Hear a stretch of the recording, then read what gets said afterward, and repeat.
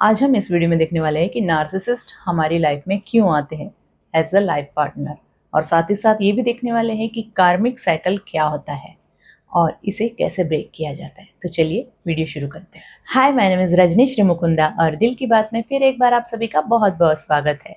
मैं अपने चैनल पर नार्सिसिस्ट और नार्सिसिज्म से रिलेटेड वीडियोस लाती रहती हूँ ताकि ज़्यादा से ज़्यादा अवेयरनेस फैले। तो चलिए वीडियो शुरू करते हैं। तो सबसे पहले हम ये जानते हैं कि नार्सिसिस्ट हमारी लाइफ में क्यों आते हैं एज अ लाइफ पार्टनर। मैंने इससे पहले भी अपने वीडियो में इस बात को शेयर किया था, अगर आपको याद होगा तो। नहीं तो मैं फिर से शेयर कर देती हूँ ताकि जो नए जुड़े हैं उनको ये बात पता चले। सबसे पहली बात, आप एक एम्पैथ हो।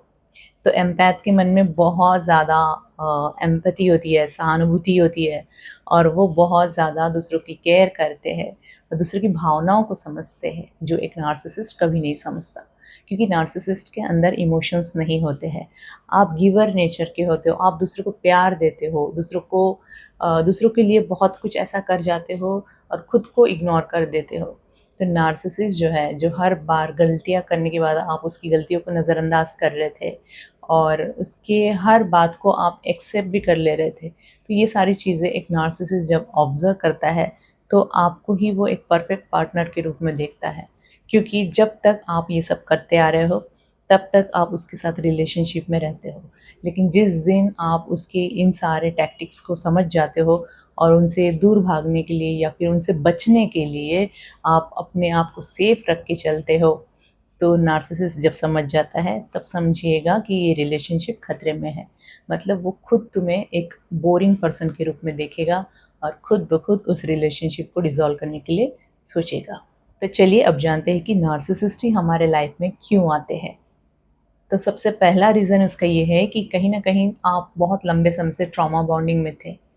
जब एक एम्पैथ अपनी खुद के चाइल्डहुड लाइफ में अपने ही घर के फैमिली में ऐसे टॉक्सिक लोगों के साथ डील कर रहा होता है या कर रही होती है, तो वही सेम पैटर्न जो है, वो जब बड़े हो जाते हैं तो उनकी लाइफ में भी एज अ लाइफ पार्टनर आ जाते हैं।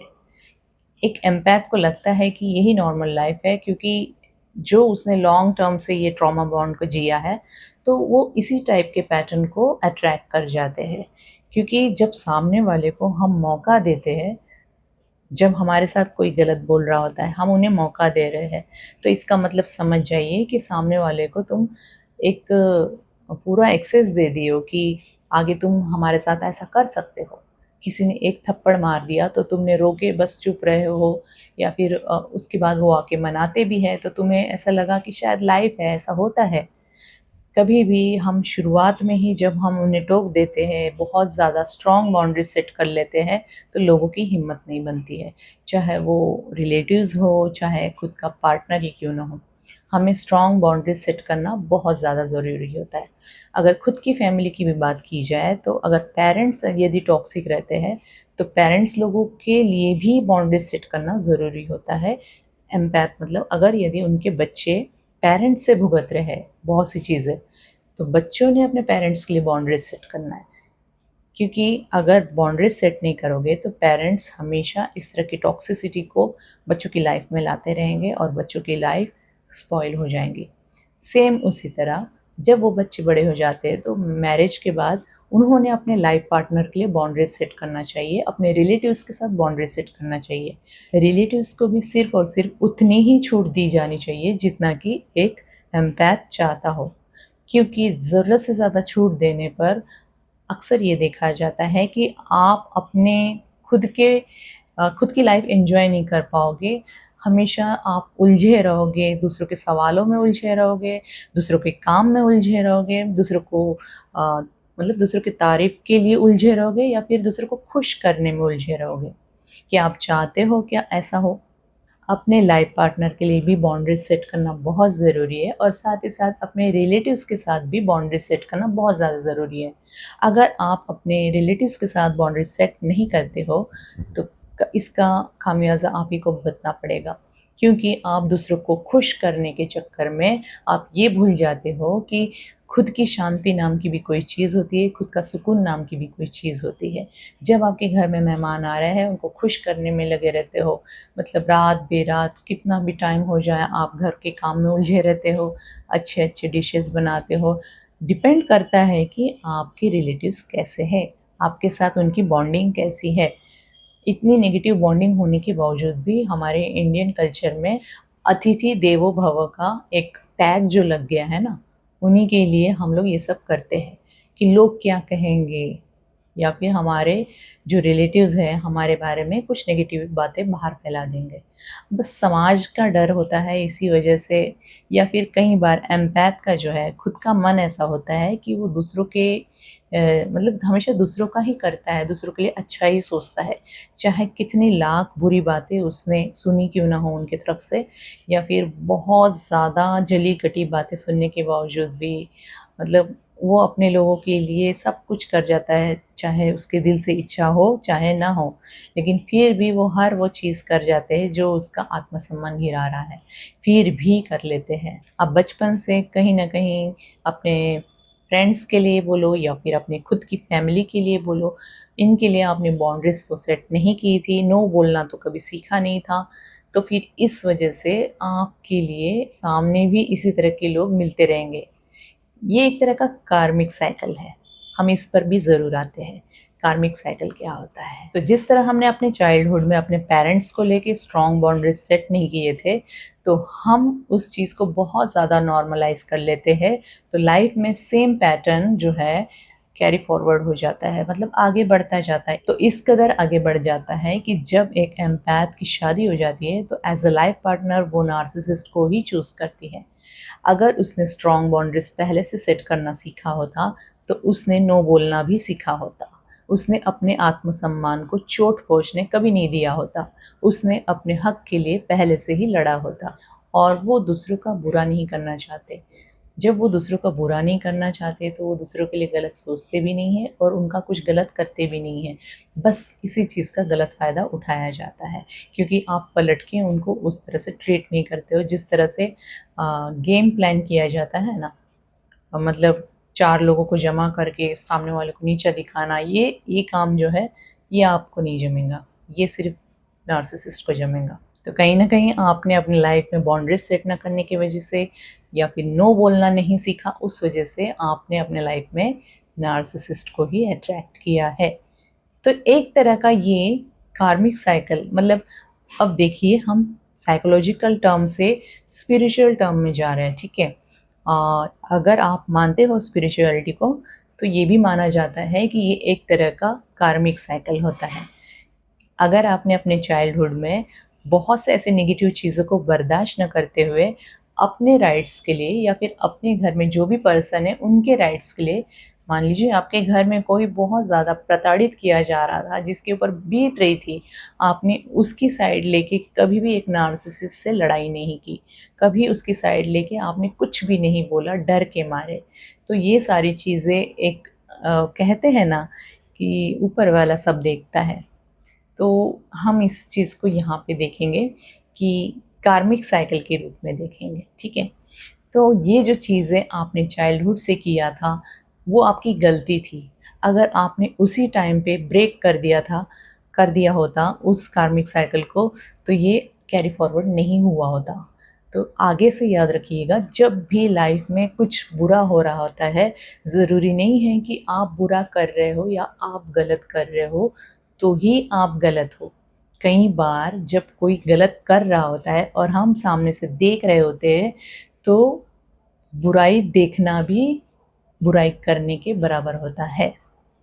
तो इस वजह से हम कार्मिक साइकिल के चक्कर में पड़ जाते हैं, क्योंकि ऊपर वाला चाहता है कि एटलीस्ट ये चीज़ अब तो तुम रोक दो।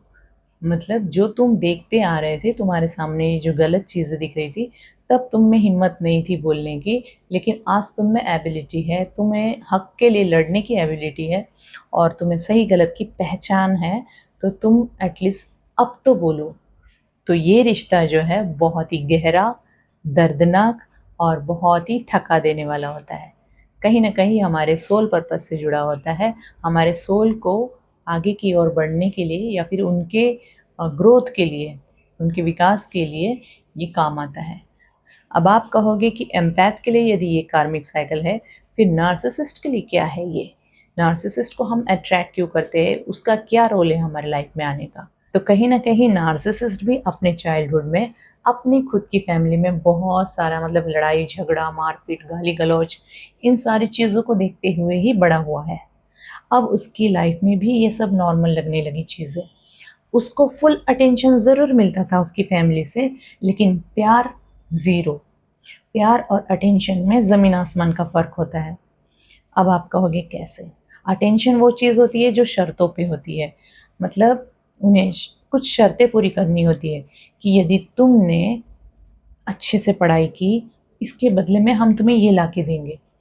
या फिर उसकी तारीफ़ की जाएँगी या फिर उसको ढेर सारा प्यार दिया जाएगा। अगर तुम बहुत अच्छा स्कोर करते हो और बच्चों के मुकाबले तुम आगे बढ़ जाते हो, तब हम तुम्हें प्यार करेंगे। प्यार तो अनकंडीशनल होना चाहिए ना, उसमें कोई कंडीशन नहीं रहना चाहिए। लेकिन कंडीशन रखा जाता है। जब उसको हर चीज़ कंडीशन पे ही मिली है, तब उसे ऐसा लगता है प्यार मतलब कंडीशन रखना। अब वो ये सारी चीज़ें बचपन से अपने पेरेंट्स के थ्रू सीखते आते हैं। और उनको अपने लाइफ का हिस्सा बना लेते हैं। तो मतलब ये सारा कंट्रोलिंग बिहेवियर वहाँ से स्टार्ट होता है। तो अब वो एक परफेक्ट नार्सिसिस्ट बन जाता है। और दूसरी तरफ एम्पैथ ये सोचते हैं कि अगर मेरी लाइफ में बचपन से ही प्यार मोहब्बत जैसी चीज़ नहीं थी, अपनापन जो हम छोटे थे तो हमें नहीं मिला, तो हम अपने बच्चों पे ज़रूर लुटाएँगे। तो उसे अपने लाइफ में आगे बढ़ जाना बहुत अच्छे से आता है। दूसरों के साथ वो बहुत इक्वल बिहेव करते हैं और हमेशा एक जैसे रहते हैं। लेकिन नार्सिसिस्ट जो है मुखौटा पहने हुए दूसरों के सामने अलग रहते हैं और चार दीवारी के अंदर अलग रहते हैं। मतलब आपको मैनिपुलेट करना, गैसलाइट करना या फिर बहुत ज़्यादा टॉर्चर करना, फिज़िकल अब्यूज़ करना, वर्बल अब्यूज़ करना, ये सारी चीज़ें जो है समाज में कभी नहीं आने देते हैं नार्सिसिस्ट। क्योंकि उन्हें डर होता है कहाँ उनका मुखौटा गिर जाएगा और समाज उनकी असली रूप को देख लेगा और फिर उनका हारना निश्चिंत है। तो वो अपने आप को हारता हुआ नहीं देख सकते हैं। इसलिए नार्सिसिस्ट परफेक्ट गेम प्लान करते हैं ताकि हमेशा हर बार वो एम्पैथ को फंसाने की कोशिश करते हैं। वो दूसरों के सामने इतना चिल, इतना कूल होके बात करते हैं, इतना दया भाव से बात करते हैं। लोगों को लगता है कि सच में ये इंसान बहुत ही सिंपल है, इनके अंदर कोई खोट नहीं है, लेकिन सच्चाई, हकीकत सिर्फ़ वही लोग जानते हैं जो एक नार्सिसिस्ट के साथ काफ़ी सालों से लाइफ़ जी रहे होते हैं। तो आइए अब देखते हैं कि नार्सिसिस्ट के साथ कार्मिक चक्र कैसे होता है। तो ये कार्मिक चक्र हमारा ही चाइल्डहुड का वो अनहील्ड वुंड्स है जो हमने कभी हील किया ही नहीं। तो हम उसी पैटर्न को दोहराते हैं ताकि ऊपर वाला हमें चांस दे रहे होते हैं कि जो चीज़ें तुमने बचपन में नहीं की वो तुम्हें अब करना है। तुमने कभी बाउंड्रीज सेट नहीं की, तुमने कभी नो नहीं बोलना सीखा, तुम लोगों के एब्यूजिव बिहेवियर को बर्दाश्त करते आए थे या फिर तुम्हारे सामने यदि किसी को गलत बोला जा रहा है, प्रताड़ित किया जा रहा है या फिर उसके साथ फिज़िकल अब्यूज़ हो रहा है, तुमने वो सारी चीज़ें देख के चुप रहे थे। तो आज तुम्हें इन सारी चीज़ों को बर्दाश्त न करते हुए उन सारी चीज़ों के खिलाफ आवाज़ उठाना पड़ेगा और खुद के लिए भी आपको स्टैंड लेना होगा। बस इन्हीं चीज़ों को आपको याद दिलाने के लिए ये सारे पैटर्न्स तब तक रिपीट होते रहेंगे जब तक आप इनसे लेसन्स ना ले लो। अगर आप यहाँ पे भी लेसन्स नहीं लोगे तो इन फ्यूचर ये चीज़ें जो है फिर रिपीट हो गए। आपकी लाइफ में एक नार्सिसिस्ट से छुटकारा तो मिल जाएगा, लेकिन वापस से फिर कोई ना कोई नार्सिसिस्ट आपकी लाइफ में ज़रूर आएगा। और याद रखिए ये पैटर्न तब तक चलेगा जब तक आप सेल्फ वर्थ को जान ना लो, यानी खुद की कीमत को पहचान ना लो। तो चलिए देखते हैं कि जब ये कार्मिक साइकिल कंप्लीट हो जाता है तो एम्पैथ की लाइफ में क्या चेंजेस आते हैं। एम्पैथ और नार्सिसिस्ट दोनों की लाइफ में कुछ ना कुछ चेंजेस तो ज़रूर आते हैं, लेकिन हम यहाँ बात सिर्फ एम्पैथ की कर रहे हैं कि एम्पैथ की लाइफ में क्या चेंजेस आते हैं। तो जब एक एम्पैथ नार्सिसिस्टिक रिलेशनशिप से बाहर आ जाता है पूरी तरह से डिटैच होकर, तब उसकी लाइफ में भारी बदलाव आ जाते हैं। तो फर्स्ट है भारी खालीपन, द वॉइड। तो शुरुआती दिनों में एक एम्पैथ के मन में बहुत ज़्यादा अकेलापन आ जाता है क्योंकि उसे इसी तरह के ड्रामा में जीने की आदत हो चुकी थी, वो यूज टू हो चुका था या हो चुकी थी, जिसे हम विड्रॉल सिम्टम्स कहते हैं। सेकेंड है एक्सट्रीम क्लैरिटी या अत्यधिक स्पष्टता। तो जैसे जैसे दिन बीतते जाते हैं तो एक एम्पैथ के आंखों के सामने से पर्दा हट जाता है। अब उसके इंट्यूशन बहुत ज़्यादा स्ट्रांग हो जाते हैं। वो सामने वाले को देखते ही पहचान जाते हैं कि वो क्या सही बोल रहा है या गलत बोल रहा है या फिर उसके इंटेंशंस क्या है। तो ये सारे चेंजेस जो है एक एम्पैथ में बहुत ही ड्रास्टिक तरीके से आ जाता है। मतलब एक एम्पैथ जो है कहीं न कहीं इतना कैपेबल हो जाता है कि वो सामने वाले का फेस भी रीड कर लेता है और वो उसके इंटेंशंस को भी क्लियरली समझ लेता है और उसके साथ कैसे डील करना चाहिए, उसके साथ कैसे बाउंड्री सेट कर लेना चाहिए, उसको देखते से ही समझ में आ जाता है। तो ये चेंजेस एक एम्पैथ में बहुत ज़्यादा आ जाता है। थर्ड है पर्सनल पावर या आत्मशक्ति। अब एक एम्पैथ जो है वो खुद पे इतना ट्रस्ट करता है, दूसरों के वैलिडेशन के लिए नहीं जीता है। अब उसको स्ट्रॉन्ग बाउंड्री सेट करने की आदत हो चुकी होती है, जिसकी वजह से कोई भी उसे दोबारा मैनिपुलेट नहीं कर सकता है। तो ये चेंजेस एक एम्पैथ में बहुत अच्छे से आ जाते हैं। फोर्थ है पीस ऑफ माइंड या मानसिक शांति।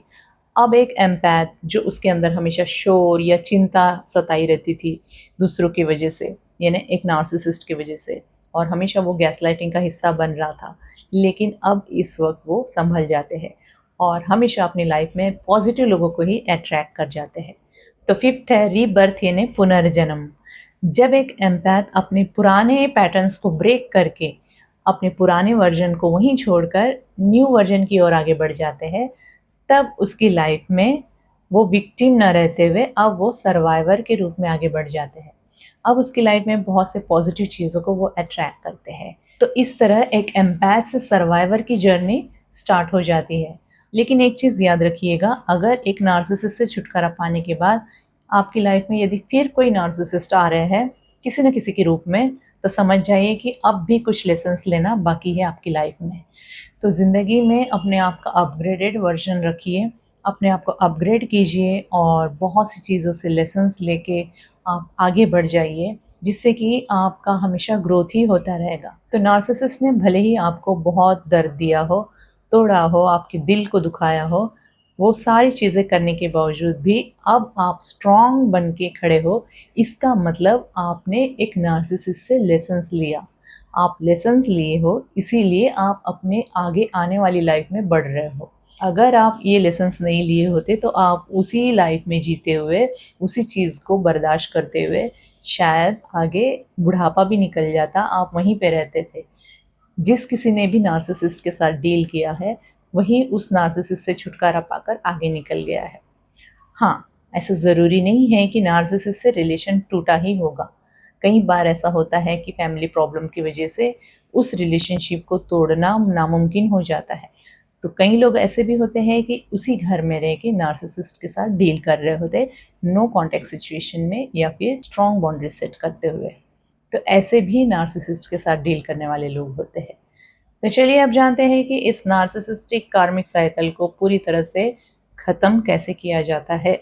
सिर्फ शारीरिक तौर पे एक नार्सिसिस्ट से रिलेशन ख़त्म करने का मतलब ये नहीं है कि आप एक नार्सिसिस्ट से दूर हो गए हो। आपको मानसिक तौर से भी उसे दूर करना पड़ेगा, तब जाके ये कार्मिक साइकिल ख़त्म हो जाएगा। आपको पूरी तरह से ये एक्सेप्ट करना होगा कि अब हमारी लाइफ में हम इस तरह के नार्सिसिस्ट को अट्रैक्ट नहीं करेंगे। अब हम अपने दिमाग से इस नार्सिसिस्ट को पूरी तरीके से निकाल देंगे। जो कुछ भी हमने अब तक उसके साथ झेला है, उन सारी चीज़ों को अब हम भूल जाएँगे। अगर हम नहीं भूलते हैं, तो फिर हमारी लाइफ में ये जो चीज़ें हैं, तकलीफ़ देती है। भूलना आसान नहीं है, क्योंकि हम इंसान ऐसे ही होते हैं।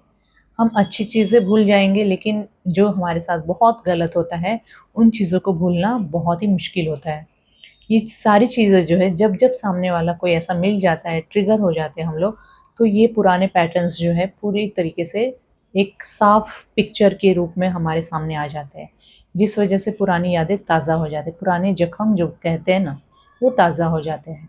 तो हमें ना चाहते हुए भी लेकिन भूलना बहुत ज़्यादा ज़रूरी है।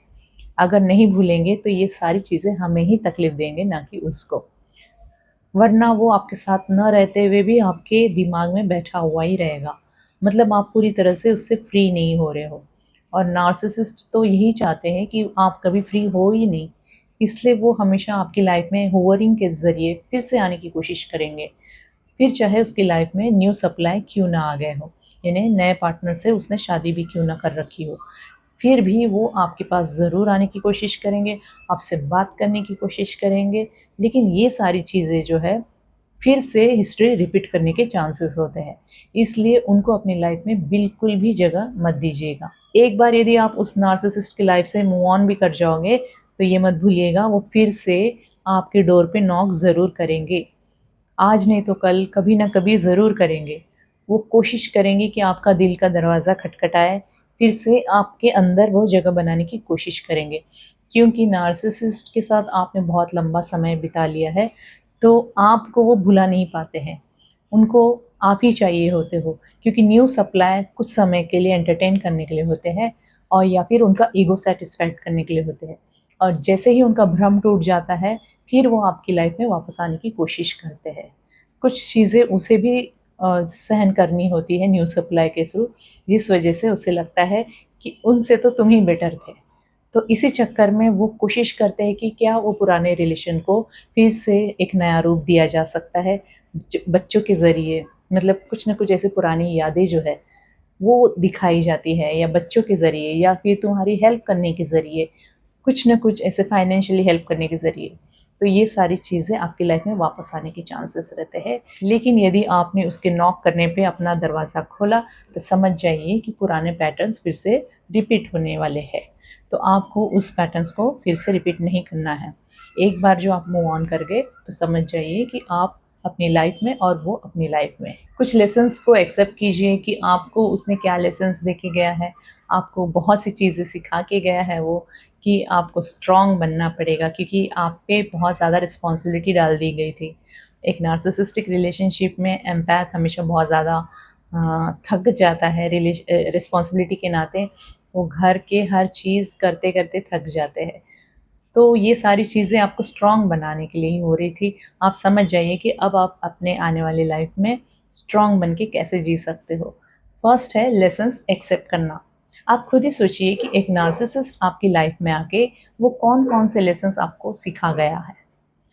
आपको बहुत ज़्यादा डिसरिस्पेक्ट करने वाला, आपको खुद का सम्मान करना, अपने आत्मसम्मान के लिए लड़ना सिखा गया।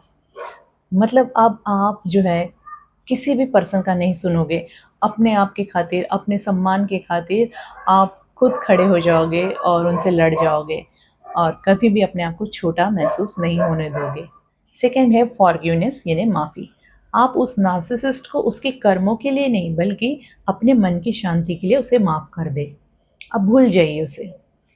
हाँ, दुःख होता है, याद रहती है बहुत सी चीज़ें। ये भूलना बहुत मुश्किल बात है कि उसने इतने सालों से तुम्हारे साथ क्या किया था। लेकिन अगर आप किसी भी तरह का नफ़रत पाल के बैठ जाते हो, तो लाइफ़ जी नहीं पाओगे।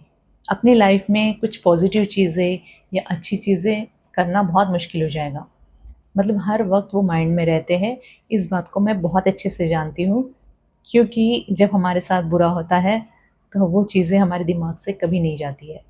और एक छोटी-सी भी गलती या फिर कुछ उसी तरह का पैटर्न हमारी नज़र के सामने दिख जाता है, तो पुरानी जो चीज़ें होती हैं ना, वो फिर से ट्रिगर हो जाती है। वही हर चीज़ हमारे नज़र के सामने एक सीन पूरा क्रिएट हो जाता है। तो ये कहने के लिए आसान है, लेकिन करना बहुत मुश्किल है, लेकिन करना तो पड़ेगा। हर हर किसी के लिए मुश्किल होता है ये, क्योंकि उसकी गलतियाँ ही इस हाई लेवल की होती है कि उसे नज़रअंदाज नहीं किया जा सकता। उसे भूलना, माफ़ करना, ये मैं कह रही हूँ, लेकिन कहने में आसान है, लेकिन करना बहुत मुश्किल है, लेकिन करना पड़ेगा। जो व्यक्ति ये कर गया ना, वो अपनी लाइफ में आगे बढ़ गया। अब यूनिवर्स से कहिए कि अब इस तरह के लोग मेरी लाइफ में कभी ना आएँ। अब मैं अपने लेसन्स बहुत अच्छे से सीख चुकी हूँ या सीख चुका हूँ। अब मुझे सबक मिल गया है कि कैसे लाइफ जीनी चाहिए, अपनी वैल्यू कैसे करना चाहिए, क्योंकि हम इस धरती पे आए हैं तो कहीं न कहीं हमारी कुछ वैल्यू है। हम भूल रहे हैं कि हम अपने हक के लिए भी नहीं लड़ रहे हैं, हमारे हक के लिए बोल भी नहीं रहे हैं, तो कहीं न कहीं हम खुद के साथ नाइंसाफ़ी कर रहे हैं। क्योंकि ये जो बॉडी है, यानी ये जो शरीर है, इसके अंदर एक सोल है, वो एक एनर्जी फ़ॉर्म में है। तो उस एनर्जी के लिए हमें ये कहना ही पड़ेगा, क्योंकि आत्मा को मारा नहीं जा सकता है, ऐसा हर धर्म में कहा गया है। शरीर मरता है, आत्मा नहीं मरती है। अगर इस जन्म में तुमने ये लेसन्स नहीं लिया तो आपके नेक्स्ट जन्म में भी ये रिपीट होने के बहुत ज़्यादा चांसेस होते हैं। तो इस कार्मिक पैटर्न को यहीं दी एंड करना बहुत ज़्यादा ज़रूरी होता है। तो इसीलिए इसी जन्म में आपने सबक भी लिया है और समझ गए हो, अब यहीं पे इस चीज़ को छोड़ना होता है। अगर यहाँ नहीं छोड़ोगे तो फिर से हम इसी तरह के पार्टनर को हम नेक्स्ट जन्म में अट्रैक्ट कर जाएंगे। यहाँ पे दी एंड होना बहुत ज़्यादा ज़रूरी है, चाहे वो एक नार्सिसिस्ट के लिए क्यों ना हो, चाहे एक एम्पैथ के लिए क्यों ना हो। तो यहीं पे एक कार्मिक साइकिल का दी एंड हो जाता है। अब आप आने वाली लाइफ को एक नया चैप्टर शुरू करके नए तरीके से शुरू कर सकते हो। स्ट्रगल तो लाइफ में रहती रहेंगी, स्ट्रगल बिना लाइफ तो होती ही नहीं है। तो उन स्ट्रगल को भी आप एक्सेप्ट करके अपने आने वाली ज़िंदगी में आपके लिए क्या बेस्ट है, आप क्या कर सकते हो, इन्हीं सारी चीज़ों को सोचकर आगे बढ़िए। तो अब आप अपनी लाइफ में रीस्टार्ट कर सकते हो, एक पॉजिटिव स्टार्ट। अब आपके लाइफ में बहुत सारे नए एक्सपीरियंसेस आने वाले हैं। उन सारे एक्सपीरियंसेस को भी आप एक्सेप्ट करके अपनी लाइफ को एंजॉय करके आगे बढ़िए। तो चलिए इसी के साथ ये वीडियो यहीं स्टॉप करते हैं, लेकिन आने वाले वीडियोस में हम बहुत से न्यू टॉपिक्स लाने वाले हैं। अगर आप हमारे साथ कुछ शेयर करना चाहते हो, अगर आपकी प्रॉब्लम शेयर करना चाहते हो या फिर आप कोई सुझाव देना चाहते हो तो ज़रूर यहाँ पे कमेंट करें ताकि और लोगों को भी हेल्प मिल सके। तो चलिए फिर मिलते हैं हमारे नेक्स्ट वीडियो में। Till then bye bye.